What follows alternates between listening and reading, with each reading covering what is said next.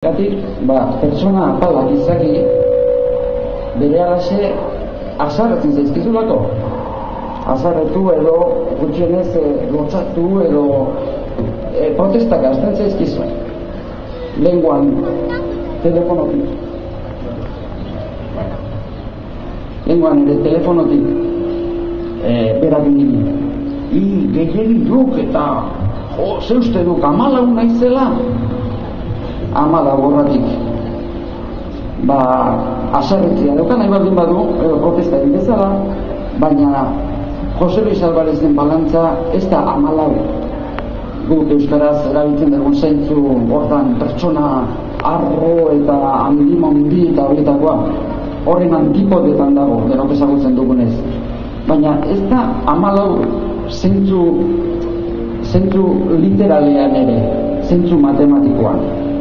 Jose Luis Alvarezen balantza amalau bider bi, bider hiru, bider lau, edo hobeto esan da, amalau berbi, berhiru esponentzialki da. Eta protesta indezala. Eta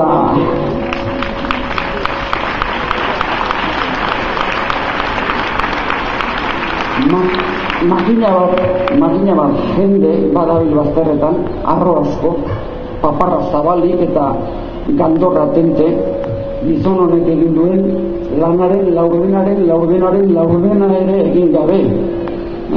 Eta hori alaxe da. Bestela, ateri dagoen bitartean mintzen, eta aguantatzen baldin mana duzue, errepaso txiki bat egin dezagon. Ez dut gauza berririk esango, baina gogoratzea merezi du. Hasteko bat, Txillardegi Euskara Batuaren aita. Gauzak egin bezala, nik ez diot inori meriturik geldu nahi, ez hildakoi eta ez bizirik gileuten nahi. Baina nire adinekoak erori baino zarxeagoak direnek eta horrela oso gogoan izango dute eta besteok entzun daio erakurritza badakigu nork egin zuen Euskara Batuaren oinarrizko lana. Mehatze lana, arrobi lana, nork egin zuen. Adiz paradigma hiek eta deklinabideak eta bere liburu zoragarri haietan. Eta amaika bileratan oski, sustrai bila, oinarri bila, Euskara Batua zertan den, Euskal fonologia, Euskal azentuaz, zerrez. Gure Ferdinand de Saussure hementxe daukagu, gure artean bizi-bizirik. Eta ala ere gure Saussure, hau ez da euskaltzain oso, aizuek. Zuek ulertzat duzu, nik ere bai. Berak dio, gaur goizean bertan irakurri dut, ez zaiola dagoeneko mingarri, zorionak, hori bera ere bada bere kategoriaren seinale bat, baina hori denontzat lotxagarria da. Seinale bada nolako herri gaixoan bizi gara. Alegia, bekaizkeriak eta zetakeriak nun nahi daude, baina ala jainan uste dut gure herri honetan batzuetan goia jotzen dugula. Aurrera. Bigarren, Txillardegi literaturgilea. Oantxe bertan aipatu dut Saussure, baina Victor Hugo bat ere badugu, eta zuek imaginatzen duzue Victor Hugo Akademi Frantzeseko kide izan gabe. Horako gauza gertatzen dira gurian ere. Literaturari buruz luz eta oso gustora jardungo nuke, baina izki bakarrik. Nire belaunaldikok eta hortan letretan eta pixkat ibiltzen gerenok eta badugu hor alako zor bat ere berezia. Badakizuen, simbolikoki aita hil egin behar omen da eta simbolikoki bakarrik, Eta gure garaian ere, garrikorrez idatzi behartzen nuen Nouveau Roman edo Ego Amerikako realismo magikoaren arabera. Eta horrela idazten ez zutenak, zaharkituta zebe. Literatura honean kanon bakarra balego bezala, eta ez, literatura hona beti izan da eta izango da buru bihotzetik sortzen dena eta hizkuntzari txera eginez egiten dena. Eta hortan gure Jose Luisek aski, sobera eta ausartia ekanoski. Beste puntu bat, eta abantatzen bali manutze, Txillardiri soziolinguista. Nik ora itor dizuet galdu egiten naizela, ze matematikaria ere bada, musikaria ere bai, eta azten denean bere formula horiekin eta horrela nik ez dio jarraitzen, baina konklusioak, ondorioak oso garbi ikusten dira. Alegia, probabilitate kalkuluen arabera gure hizkuntzaren bizitasuna kalkula zitekeen nunbait ehuneko bikoa edo bitakomakoa izan zitekeela, eta berez benetan ehuneko 7,7 zenbat erabiltzen omen dugula, eta diferentzia horri izugarrizko garrantzia eman izan dio beti Txillardirik esanaz hori bizitasunaren seinale dela, gure hizkuntzari diogun leialtasunaren seinale, jarraitu behar dugula borrokan, eta ez baitu sekula etxitzen gizon honek, eta hori ere zor diogu berari. Hala ere, hain soziolinguista bikaina izan arren, ez da zuela pentsa euskararen aholku batzordera konbidatuko dutenik, ez, lasai, hori badakigu. Horretarako nahiago izaten dituzte, nola esan izuken iba,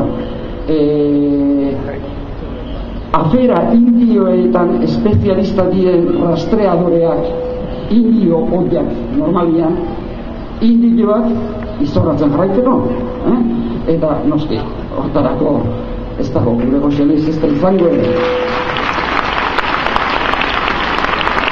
Intelektual, langile, komprometitua, engaiatua, bere lanari eta bere bizitzari dimensio politikoa ere beti eman izan diona.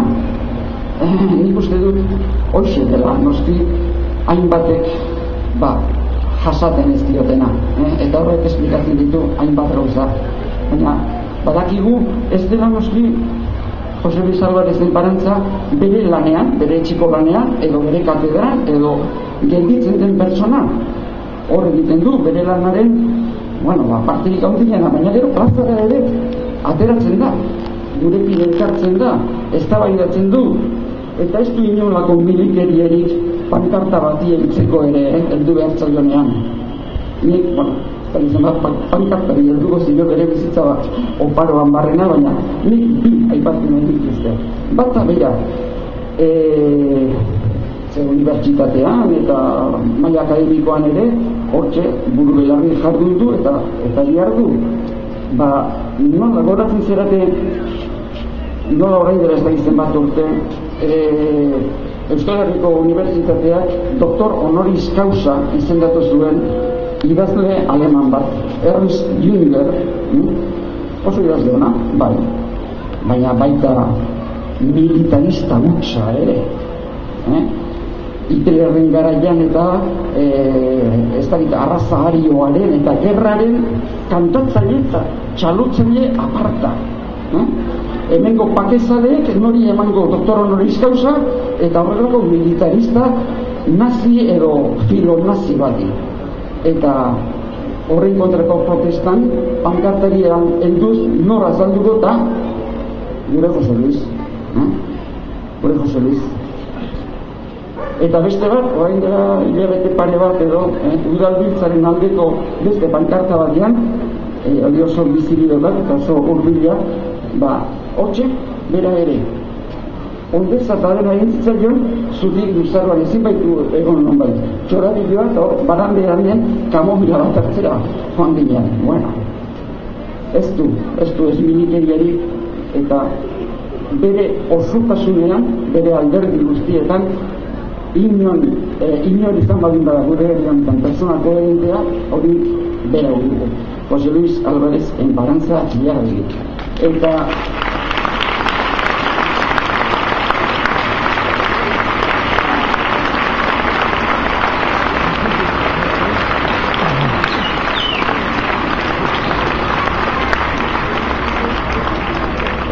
bukatzeko, ze eskerrak apur bat desentrenatua dagoen mitin kontu honetan, ze bestela aguantatu beharko zenuketela, baina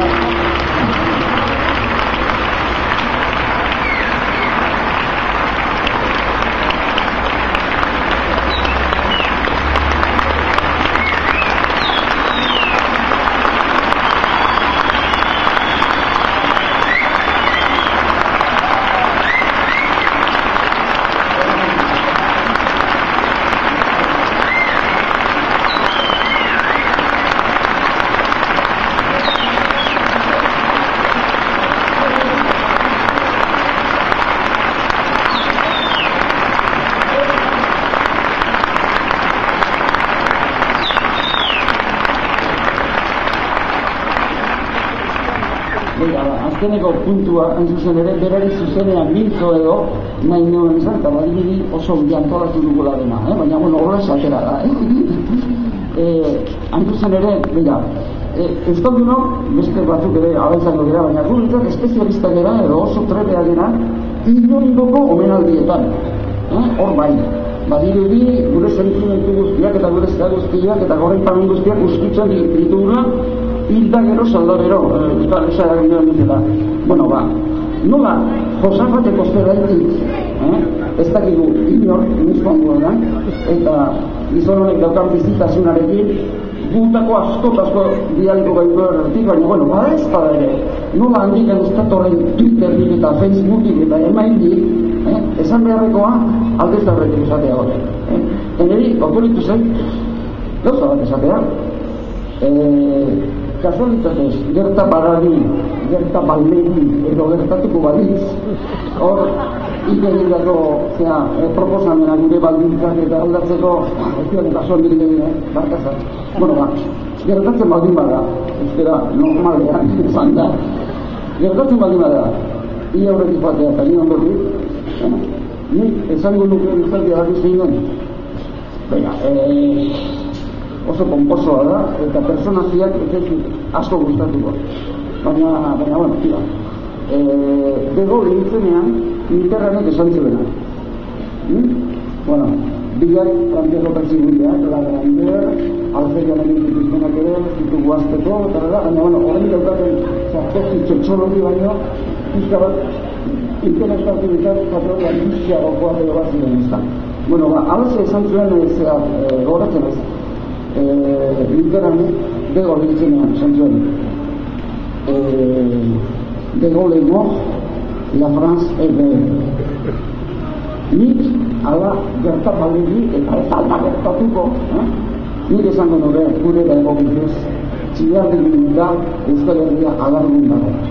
Baina, horrengo zezen, horrengo pentsatu ere, horrengo, gerra handik eman da minuke,